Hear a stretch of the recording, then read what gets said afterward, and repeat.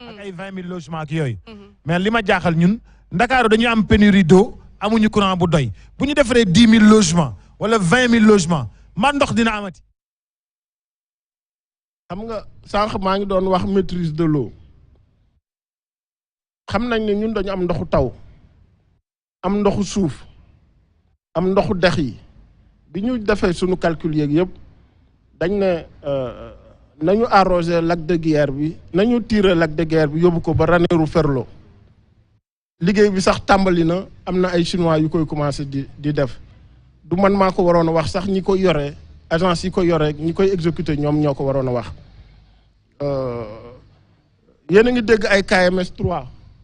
KMS 3 aussi tamit xam na ne day suñu deful dara dinañ am pénurie d'eau ñu ngi si. pénurie d'eau kay mu ngi koy dund ba tey. ñu ngi si. waaw xanaa leneen ñu ngi si wàll yëpp li nga xam ne day anticiper ñun dañ koy def man li ñu ma dénk mooy naa planifier naa wax ne fii nii amul yoon nañ fi defar yoon ñu defar un plan ne fii yoon la war nañ ko defar temps war nañ ko defaree temps loolu li ñu ma dénk ñun defar nañ ko ba am nañ si ay résultats yu mag a mag parce que valider nañu plan bi jël nañ ko ñu def ko loi xam nga bu njëkk ba plan bi njëkkoon a am li taxoon mu gënoon a sooxee c'est parce que amul woon benn loi bu ko gunge woon nit ki da doon ñëw si zone inondable yi mu dem dëkk foofu noonu mu dem tabax fa këram nit ñi bàyyi ko fa mais tey defar nañ cartographie wu zone inondable lu Sénégal yëpp du Dakar kese mais biir Sénégal yëpp ñu ne fii nit dootu fi dëkkati. parce que loi moom moo wax ne fii nit dootu fi dëkkati. nan ngeen def ak Kaaw Kër Massar. Kaaw Kër Massar. Kaaw Kër Massar dañu président dafa jël projet bi mu yokku ko ne fii nii dañuy évacuer ndox yi xam nga ndox aussi tamit soo dëkkee montagne man fi ma jàngee dëkk yi ay montagne la woon bi ñu amul woon ay canalisation amuñu woon ay réseau et tout ça bi taw bi si doon ñëw su tawoon waaye lu ñu am ay crue dañ doon am ay inondation dañuy jël dévier ndox bi ba nga xam ne day dem foo xam ne du amati inondation Kër Massar noonu la ñuy def taw yi ñëw yii nii xam naa ne à coup sûr et certain li fi xewoon bi yoon dootu fi xewaat parce que anticiper nañ ko aussi loolu tamit anticiper nañ ko parce que travaux yi léegi mu yegg en fait. d'accord voilà sànq maa ngi doon waxu développement territorial mayuñu ma yeggali bëggoon naa ko ñu yeggali ko parce que xam nga Sénégal mën nañ am le plein emploi mais su si ñëpp jàppee mooy naka lañ si ñëpp jàpp nit ñi jàpp si pour ñaari mbir yoo xam ne ay facteurs bloquants yu mag a mag la. nit ñi jàpp si pour que facteur bloquant yooyu ñu jóge fi mooy que dañu am ay métiers yoo xam ne dañu leen ethniciser damay faral di ko wax parce que man ku bëgg réew mi laa te xam naa ne suñu góorgóorluwul dindi loolu dina tere ndaw yu bëri am liggéey mooy que dañu am métiers yu bëri dañu leen ethniciser te métier bu ñu ethniciser souvent du attractif. comme yan. da ngay xool tey matière bi nga xam ne moo ëpp lu muy employé nit moo ëpp lu muy defar liggéey ci àdduna bi muy le métal muy weñ suñu dëkk bi c'est pas modernisé parce que dañuy wax ne tëgg yi kese ñoo war a liggéey weñ alors que li nekk autour de ñun ñëpp ay weñ la souvent. mais loolu c'était du temps de l'ancêtre man je trouve que man xam naa ñu bari ñoo xamante ni dañuy liggéey ci weñ je prends même sama maam.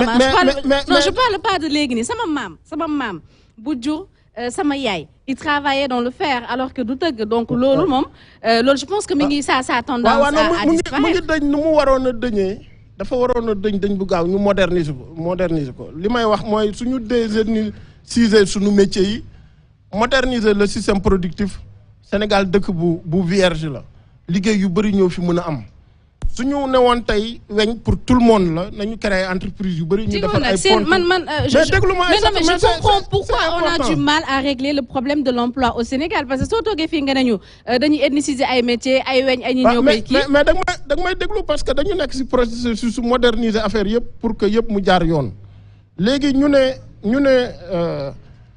dañuy def ce qu'on appelle des micro-industries ci territoire yi parce que identifier nañ territoire bu nekk lu mu am mais nañu def de telle sorte que territoire bu nekk ak luy valeur ak voilà lu ñu fa war a valoriser d'accord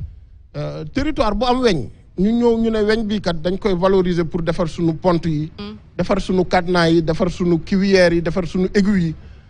mais ay entreprises yu ndaw yoo xam ne ay jeunes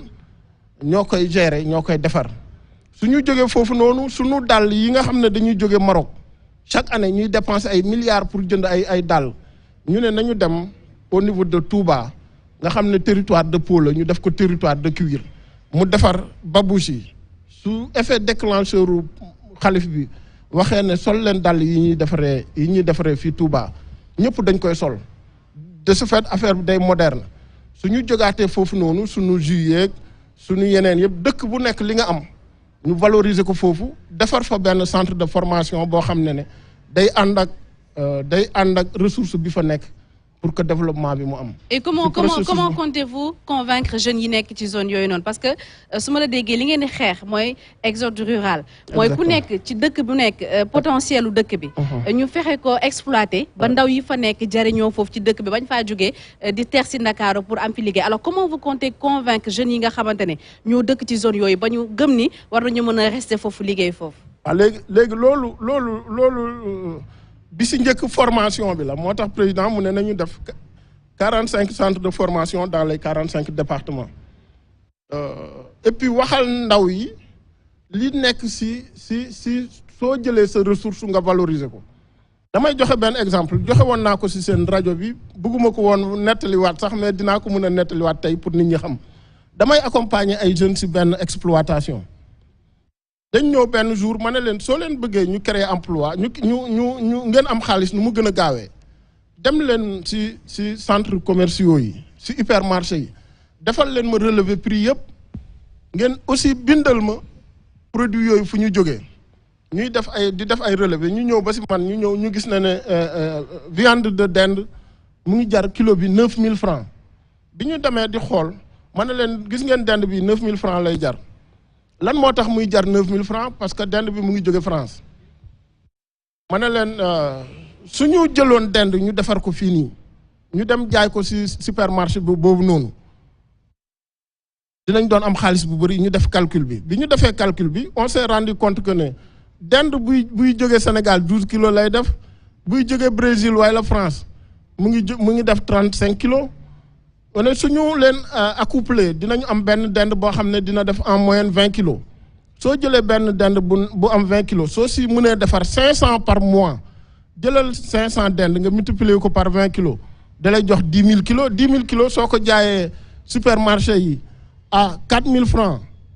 le mois di nga am 40 millions soo ko jaayee 5 000 francs le mois di nga am 50 millions loolu laa expliqué jeunes yi ñu ne kon naka la ñuy def. ba ñu defar dinde boo xam ne dinañ ko mën a jaay au champ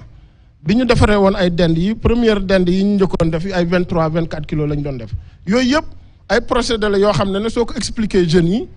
dina attractif mais suñu noppee rek toog seetaan defuñu dara sama mbokk pël yi ñu ne ñoom élevage bi ñoom rek ñoo ko moom te on est resté à l'état de diw ñor te demaguñu état bu beurre ak état bu yaourt ak affaire yooyu noonu di bàyyi tubaab yi di ñëw di ñu ko jaay. soo demee si napp bi ñu ne suñu mbokk lébu yi rek ñoom ñoo yor affaire jën yi dem na sax ba Sénégal léegi dañ naan keroog benn xale mu ma ko doon wax mu ne ma mais Pël Fuuta yi rek ñoo am droit jaay fruits ñun ñeneen est-ce que amuñ droit jaay fruits et tout ça ma ne ko ñun ce qu'on a proposé dans le cadre du développement territorial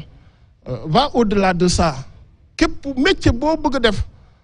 di nga ko def mais dinañu def de telle sorte que métier yëpp attractif au niveau des territoires parce que métier yooyu suñ ko moderniser ay xaalis bu bëri la du ñu soxlaati di dem ba ay Chine di jënd ay cure-dent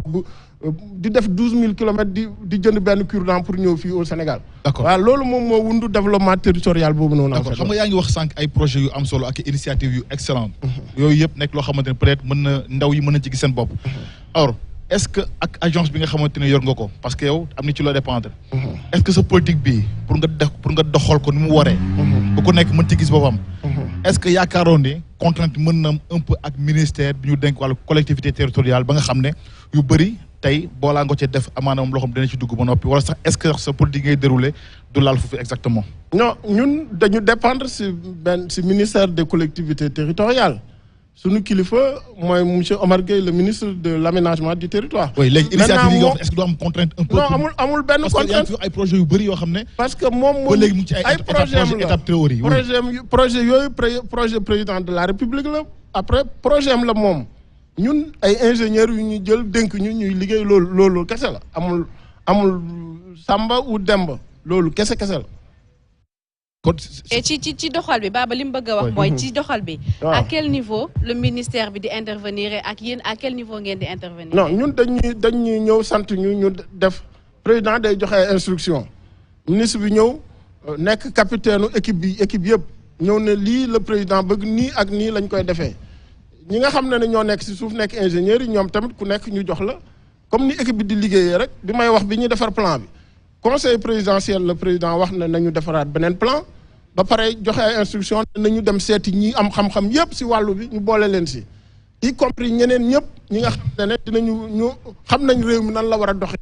fii ak at yii ñëw ci la ñu demoon gisi ji ñëpp y compris ñoom Oustaz Alioune Sall professeur université yi yeneen borom xam-xam yi ay borom xam-xam yu nekk à l'international et tout ça ñu boole leen ñu defar plan boo xam ne man personnellement jël naa ko si